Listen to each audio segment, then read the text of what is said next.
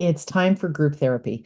This question was part of our recent Wine with Rhonda, and we didn't get enough time for it. So we've transitioned it here for everyone to answer. Help me, Rhonda. I support an executive in a hospital and work long hours. I often find it difficult to end my day, which is 8 to 4, on time when they still have meetings and work is still going on. I know that some of my colleagues just pack up and leave, but I struggle with this. Any advice would be greatly appreciated on how others would handle it. Signed, feeling guilty. Now, many of you shared that the feeling of guilt is the first thing you need to address, but acknowledge that guilt is strong in high performers. As Tina Short from Duncan, BC said, guilt is a waste of energy. If you are on a salary, then work the hours that you are paid. If you do the overtime willingly because you genuinely love what you're doing, then sure, do the overtime. But if you're doing it out of guilt, then pack up when everyone else does and go do something else that brings you more joy. Now, that might sound a little harsh, but Tina and a few others shared they learned the hard way. So learn to walk away from the guilt.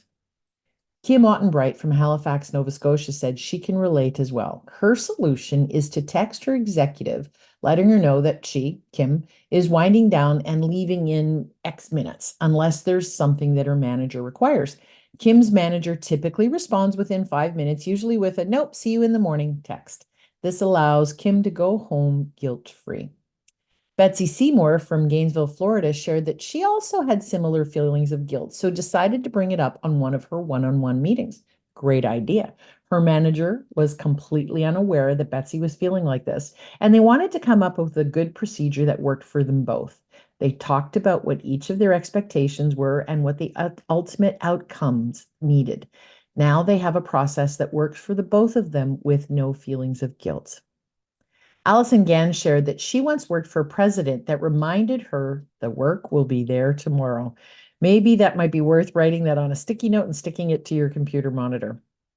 From Houston, Texas, Laura Thwalt has an alarm on her phone, literally labeled "Work is greater than life," to remind her to pack up and go home.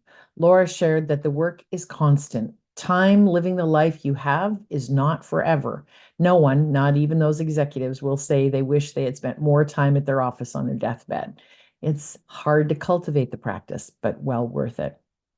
And Sheila Brown from Victoria, BC advised that you have to look at your hours. Maybe you should be changing your hours so you start a little later, stay a little later. If not, then set your boundaries and stick to them. Everyone agreed that it is a challenge you need to, it is a change and a challenge that's entirely up to you.